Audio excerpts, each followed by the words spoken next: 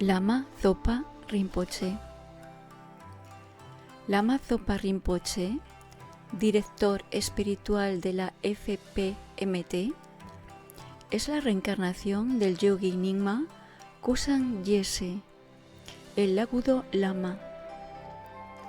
Rinpoche nació en 1946 en Tami, no lejos de la cueva Lagudo, en la región del Monte Everest de Nepal, donde su predecesor meditó durante los últimos 20 años de su vida.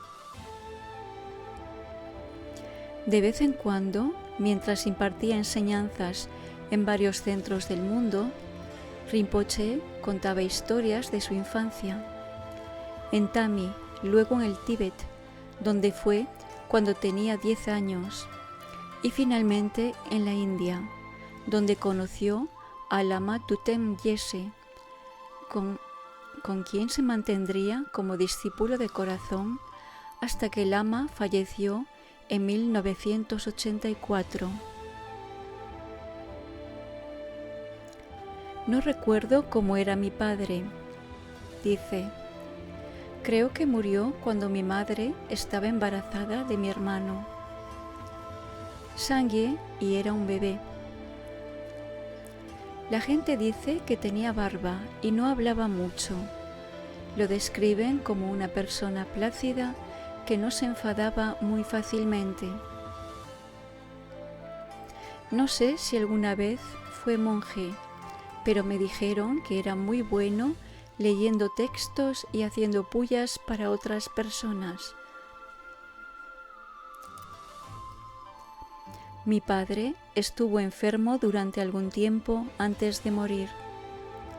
Un día, después de volver a la casa después de trabajar en el campo, mi madre vio a mi padre sentado tranquilamente junto a la chimenea. Ella lo llamó. «Padre, ¿quieres algo?» Pero no respondió. Su cuerpo estaba erguido. Es posible que estuviera en meditación, pero creo que mi madre no se dio cuenta. Fue a contárselo a sus amigos, pero no sabían qué hacer. Debería habérselo preguntado a un lama, pero creo que su comprensión era bastante limitada. Sus amigos debieron pensar que estaba muerto, así que le dijeron que sacara el cuerpo y lo quemara. Mi madre no fue a la cremación, porque no es la costumbre de los Sherpas. Creo que es posible que mi padre no estuviera realmente muerto cuando fue incinerado, que su mente aún no se había separado de su cuerpo. Las personas que quemaron el cuerpo le dijeron a mi madre: «Se ve tan vivo, no parece muerto». Todo lo que recuerdo de mi padre es la ropa que dejaba en la casa. De niños muy pequeños, mi hermana, mi hermano y yo dormíamos juntos por la noche en la chuva de nuestro padre, que estaba forrada con pieles de animales. A veces nos decíamos unos a otros: «Esto era de nuestro padre». Cuando mi padre vivía, nuestra familia estaba un poco mejor que otras familias. Teníamos muchas posesiones, aunque según los estándares de vida occidentales, probablemente solo éramos ricos en basura. Sin embargo, después de la muerte de mi padre, debido a que mi madre estaba endeudada, nos quitaron nuestras posesiones por la fuerza. Tuvo grandes dificultades, especialmente después de que yo nací, cuando muchos de nuestros animales, dris, cabras y ovejas, murieron. Mi madre tenía que hacerse cargo de todo el trabajo en el campo y luego ir al bosque a recoger leña, lo que tomaba muchas horas. Solo mi hermana podía ayudarla. Mi hermano y yo solo jugábamos en el campo todo el día con piedras y pedazos de madera, regresando a casa cuando mi madre gritaba desde la ventana que nuestra comida estaba lista. Cuando yo era muy pequeño, mi mejor amigo era un niño que no podía hablar. Todos los días jugábamos juntos. A él y a mí nos gustaba jugar juegos relacionados con rituales. Cerca de nuestra casa había una gran roca con mantras tallados en ella. Me sentaba un poco arriba de la roca y fingía que estaba dando iniciaciones, mientras que los otros niños tenían que intentar tomarlas. No conocía ninguna oración, así que solo hacía algún tipo de ruido y fingía que estaba rezando. También fingimos hacer pullas. Algunos niños imitarían el sonido de los címbalos, mientras que otros serían los benefactores. Mezclábamos tierra y agua sobre pequeñas piedras planas, y los benefactores servían esto como alimento para los otros niños. Debido a que había algunos rumores sobre mi vida pasada y porque tenía un fuerte deseo de convertirme en monje, cuando tenía 3 o 4 años, mi madre me envió a uno de mis tíos, un monje en el monasterio local de Tami, para aprender el alfabeto. Me llevaron allí en la espalda de alguien.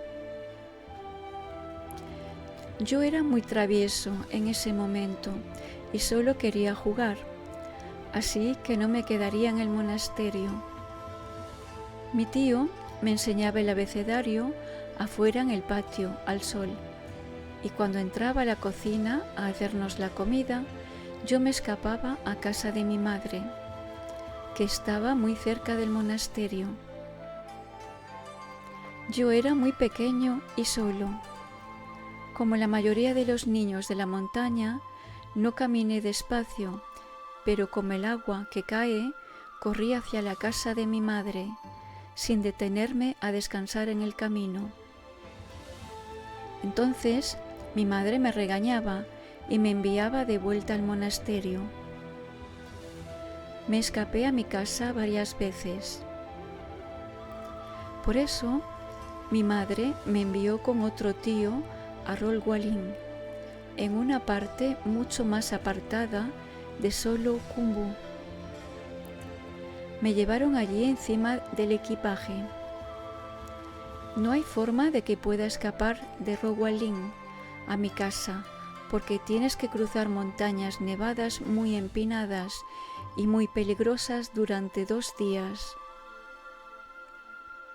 A veces, cuando la gente cruzaba las empinadas laderas de nieve, había una avalancha y toda la gente desaparecía. En un momento, cuando podía escribir letras tibetanas por mí mismo, no teníamos bolígrafos, así que escribimos en pedazos de papel con carbón. Le escribí a mi madre sin que mi tío lo supiera.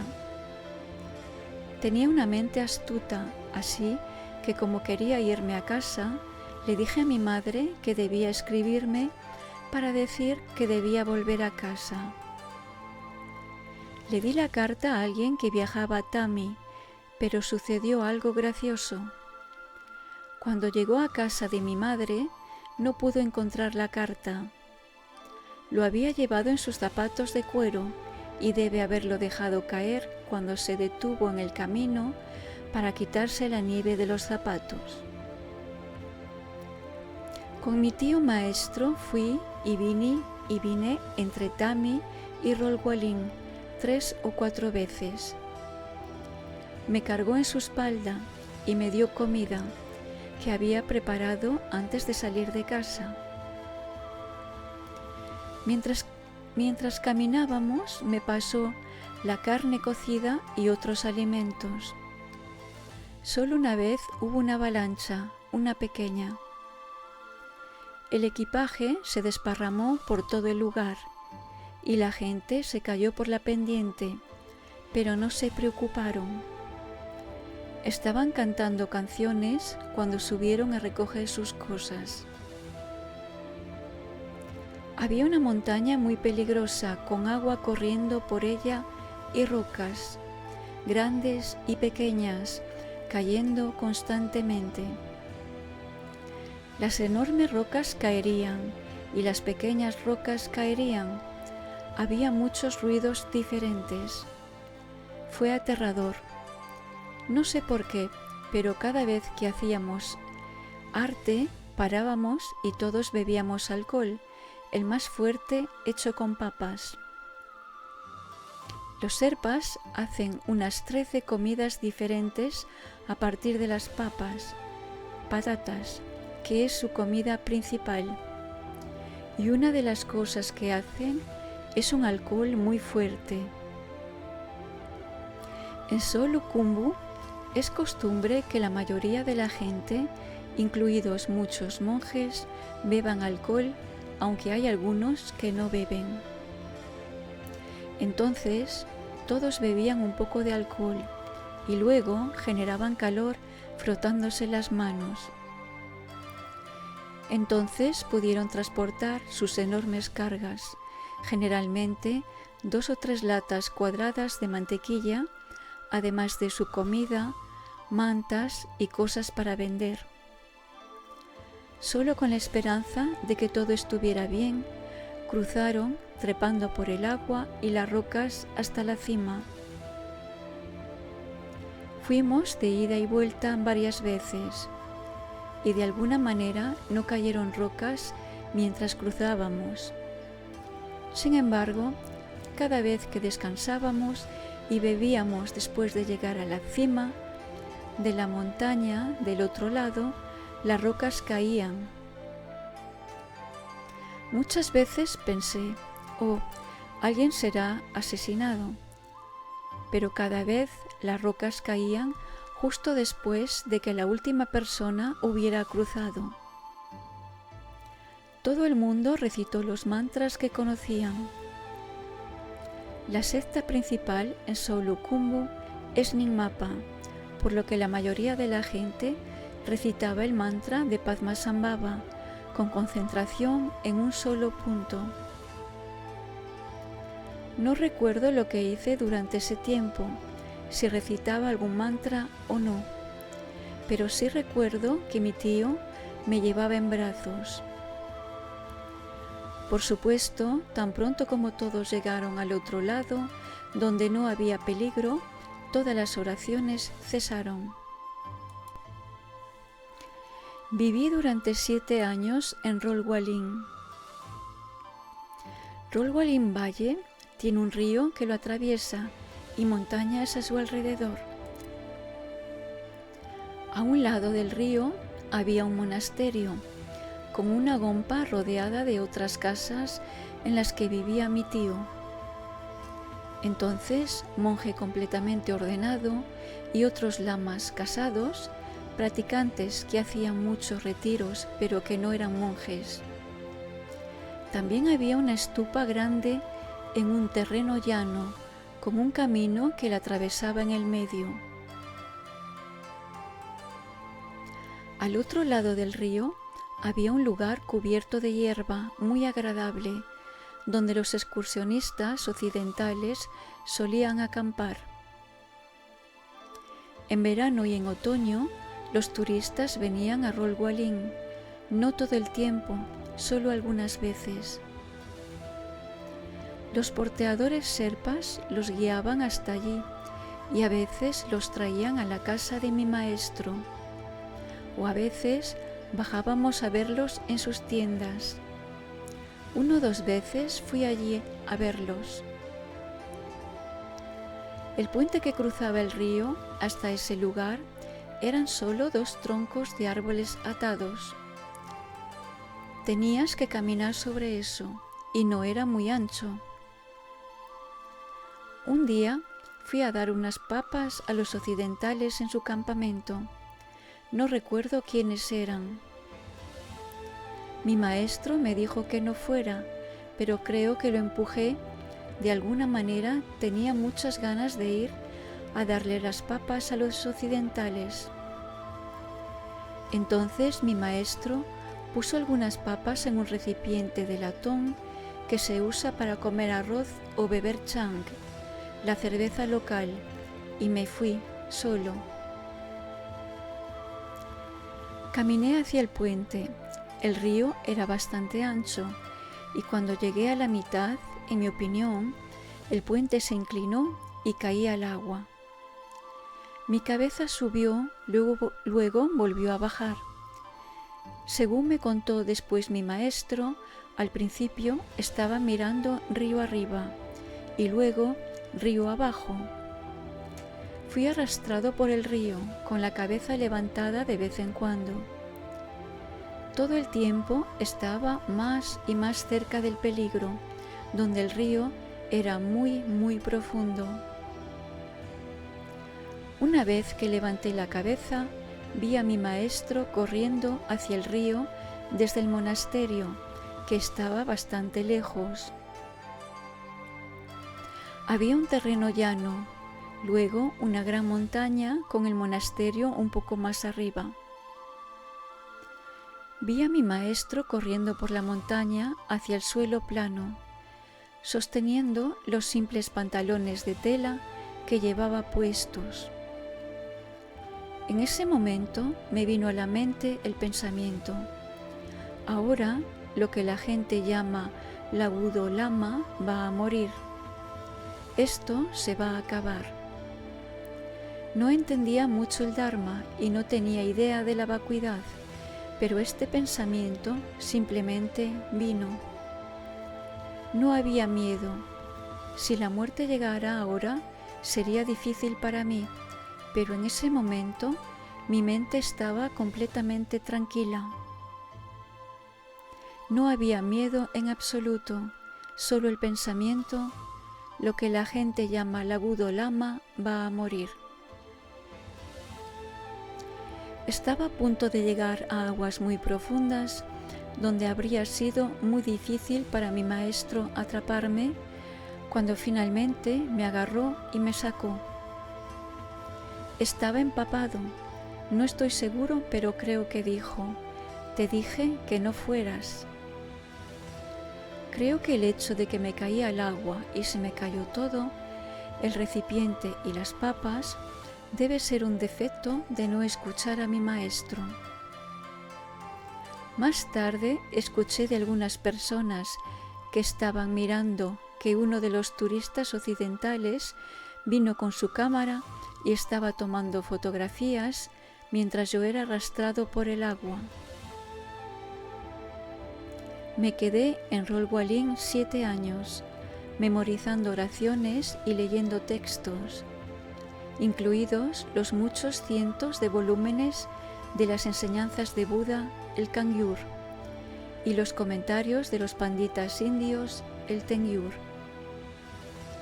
Los laicos nos pedían que los leyéramos como una puya, por lo que mi maestro los leía todo el día.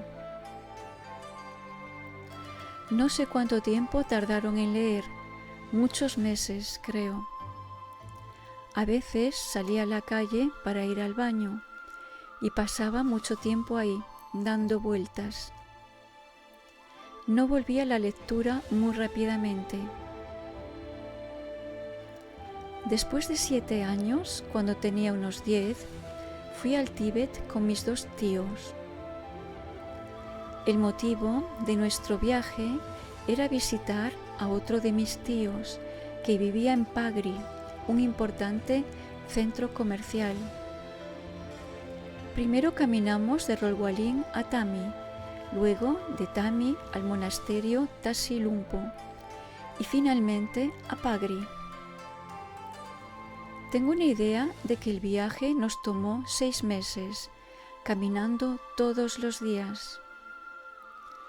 Como yo era bastante pequeño, no tenía que llevar nada. Mis tíos llevaban todo. Pasé 7 días en Tashi Lumpo, el monasterio del Panchen Lama. Pero desde el momento en que salimos de Solo Khumbu, mi corazón estaba decidido a ir a estudiar al mayor monasterio Nyingma del Tíbet, Mindrolin, porque todos los monasterios Sherpa son Nyingma. Mi plan era ir a este monasterio y practicar. Había muchos otros monasterios a lo largo del camino, pero de alguna manera no tenía ningún deseo particular de vivir en ellos. Antes, cuando tenía 7 u 8 años, había leído la historia de la vida de Milarepa 3 o 4 veces, principalmente para practicar la lectura de las letras tibetanas.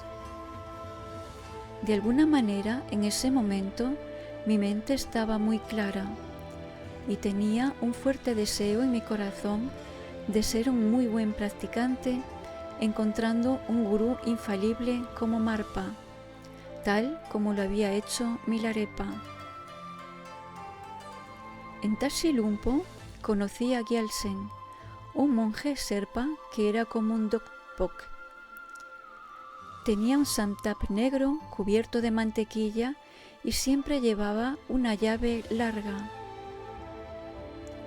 No parecía estudiar ni ir a pullas, sino que principalmente viajaba de un lado a otro entre el monasterio y la ciudad.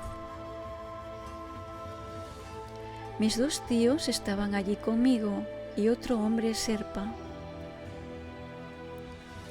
No fuimos a las pullas, pero nos pusimos en la fila de monjes para obtener el dinero cuando terminaron las pullas. Creo que Gyaltsen probablemente nos guió. La última noche antes de irnos, Gyaltsen insistió en que me quedara y me convirtiera en su discípulo. Creo que no dormí en toda la noche. Me preguntaba cómo podría escapar de esto, porque mis 2 tíos acordaron que debería quedarme allí y convertirme en su discípulo. Pero no tenía el menor deseo de convertirme en su discípulo. No podía pensar en cómo escapar, en lo que podría hacer al día siguiente.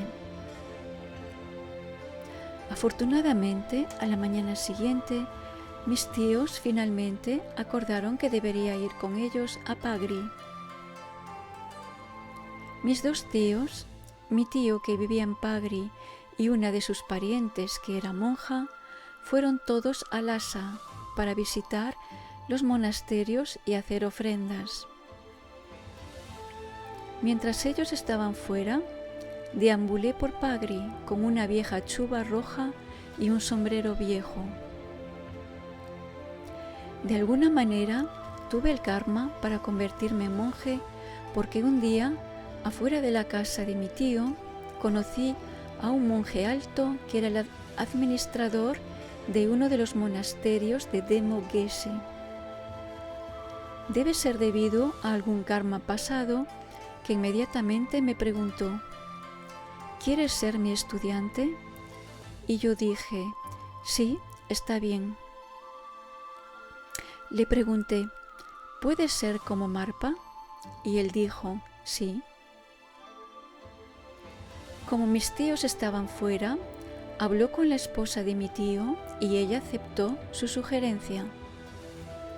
Al día siguiente hizo un termo de té, llenó un recipiente bhutanés hecho de bambú tejido con panes redondos, hacía muy buen pan tibetano, lo servía con mucha mantequilla, y me llevó al monasterio donde vivía el gerente, a pocos minutos a pie de donde vivíamos.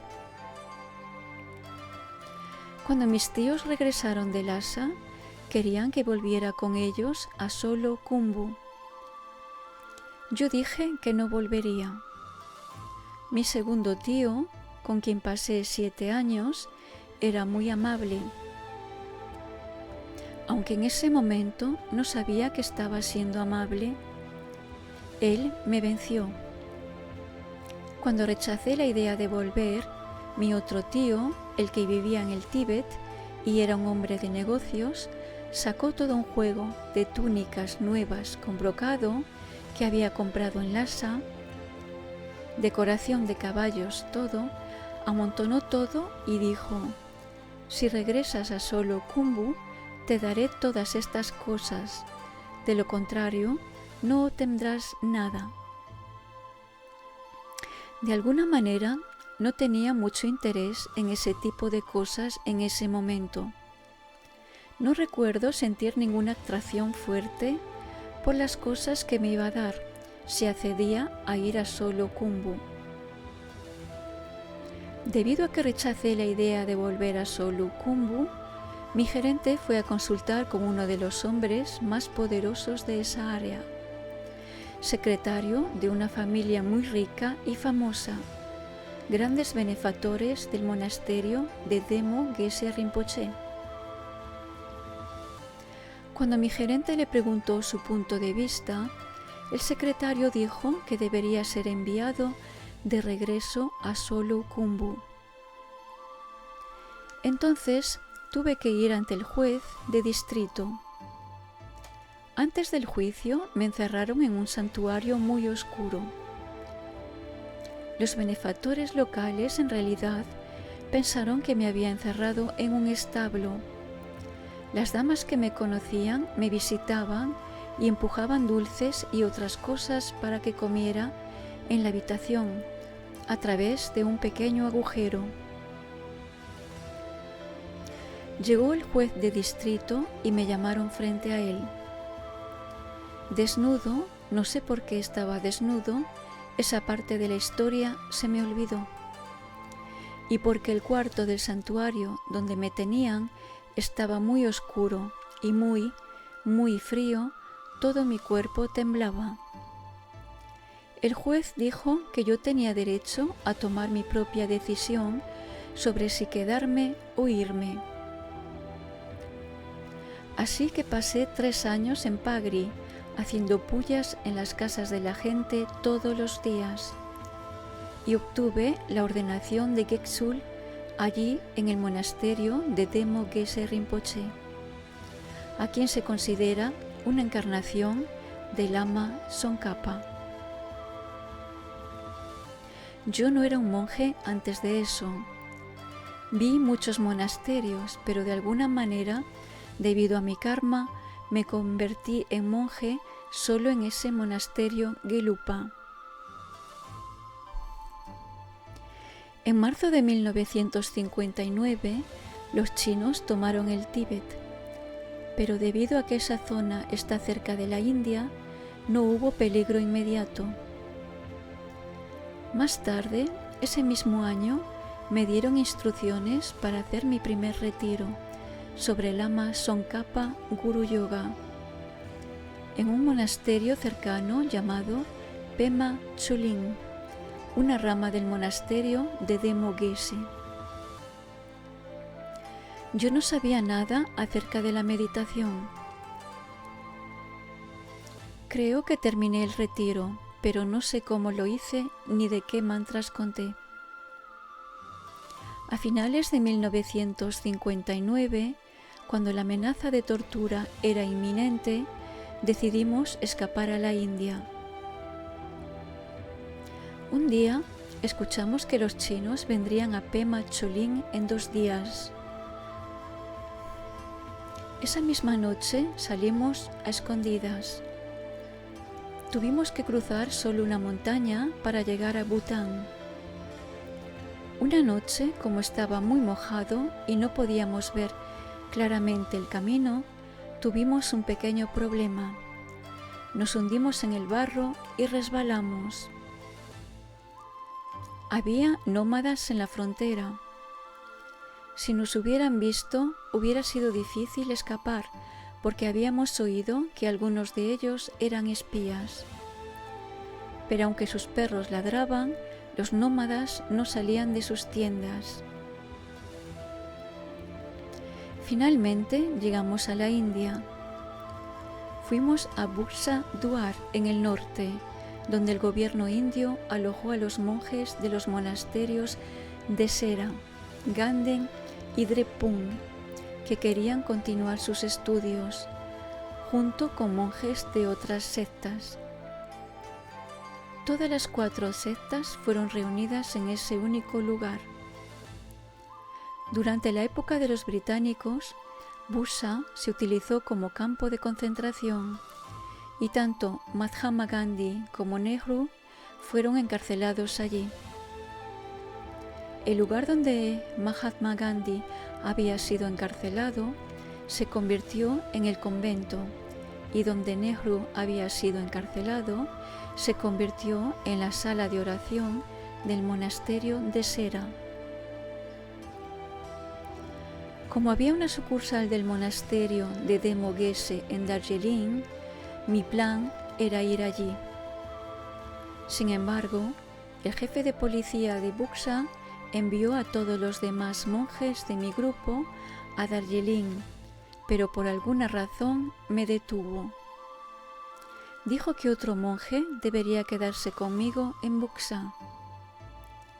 Fue porque este policía no me permitió ir a Darjeeling que vine a estudiar allí en Buxa. No sé por qué me impidió ir a Darjeeling. No fue porque recibió un soborno. En Buxa, al igual que muchos otros monjes, contraje tuberculosis debido a las malas condiciones y el clima. Fui invitado a Delhi por la segunda monja británica que se llamaba Frida Bedi. La primera monja inglesa murió en Darjeeling. Visitó Buxa, donde convivían todos los monjes, y visitó especialmente a todos los lamas encarnados. Invitó a muchos de los lamas encarnados a una escuela que había comenzado para enseñarles inglés. También se enseñaba hindi, pero creo que su objetivo principal era enseñar inglés. Pasé 6 meses en Delhi y fue en ese momento que desarrollé tuberculosis. Primero cogí viruela y tuve que quedarme 15 días en el hospital de viruela, que estaba muy lejos de la escuela. Cuando regresé, enfermé de tuberculosis y luego fui al hospital de tuberculosis. Lloré 3 días en ese hospital. La razón por la que lloré fue que no había oportunidad de aprender inglés. En ese momento, de alguna manera, tenía una gran ambición de aprender inglés, así que lloré durante 3 días y no le hablaba a nadie, ni siquiera a los niños indios que estaban en la misma sala. Cuando entré en el hospital, tuve que cambiarme y ponerme ropa de hospital, pantalones y una camisa. En los descansos salía afuera donde podía ver el tráfico que pasaba a través de la valla. Estiraba las piernas hacia la cerca, ponía mi libro de inglés entre mis piernas y luego lloraba.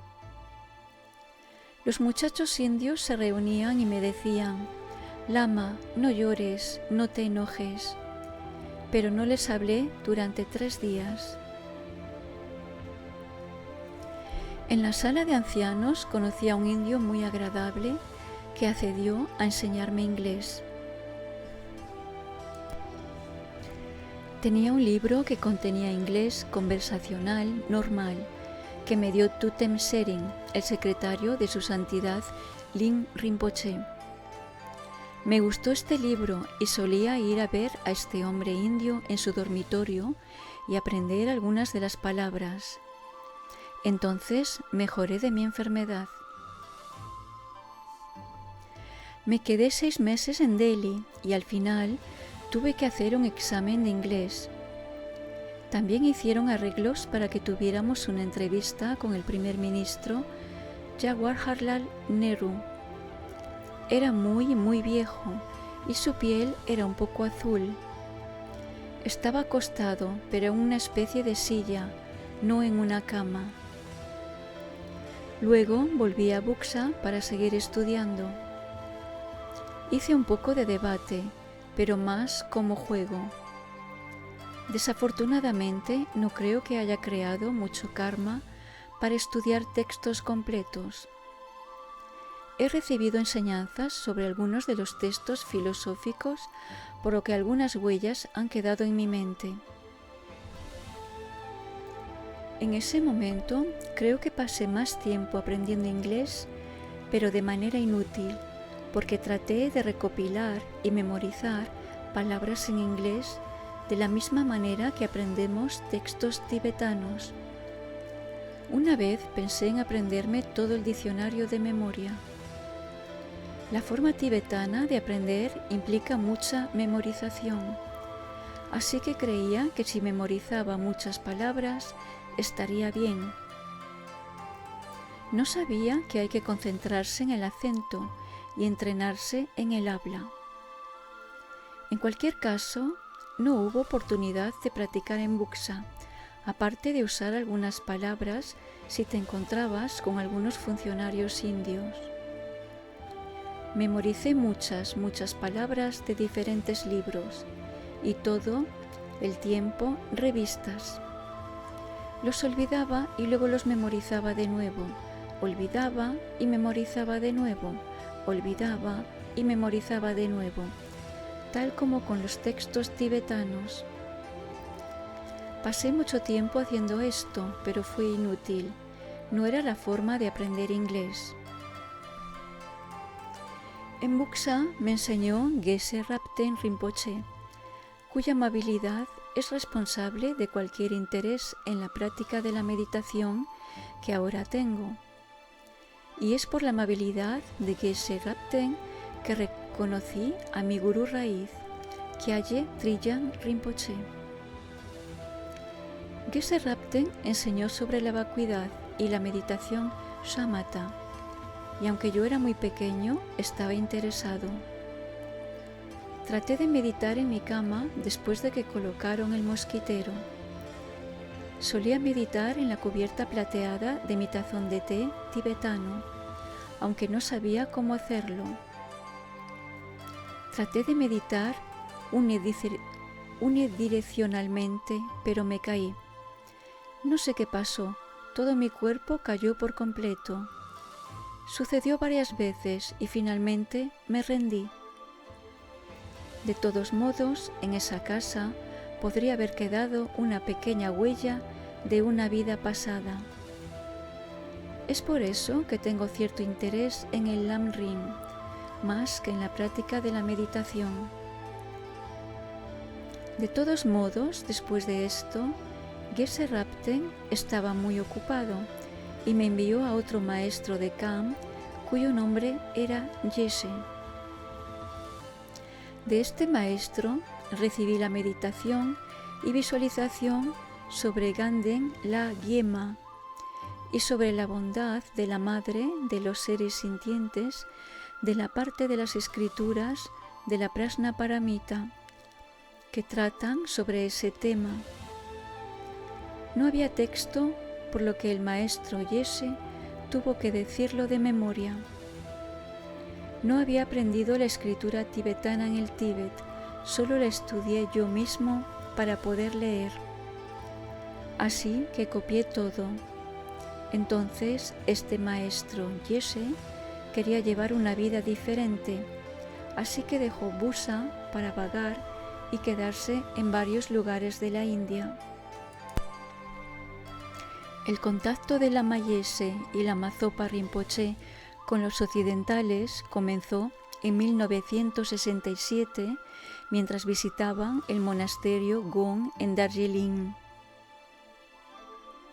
Un día un monje llegó a su habitación y dijo que un amigo había venido a buscarlos. Era una mujer estadounidense, Zina Rajemsky, que en realidad había venido en busca de Demo Geshe Rinpoche, pero debido a que el Lama Zopa Rinpoche era conocido como Demo Rinpoche desde su estadía en Dunkar, creyó erróneamente que él era el lama que tenía en su vida y en su mente. De este inusual primer encuentro creció una fuerte amistad y los lamas pasaron casi un año enseñando en casa de Cina, antes que ella tuviera que dejar Darjeeling para ir a Ceilán. Luego escribió muchas cartas a su santidad el Dalai Lama, rogándole que permitiera que los lamas se unieran a ella. Cuando se le concedió el permiso, regresó a la India y los tres visitaron al Dalai Lama en Dharamsala.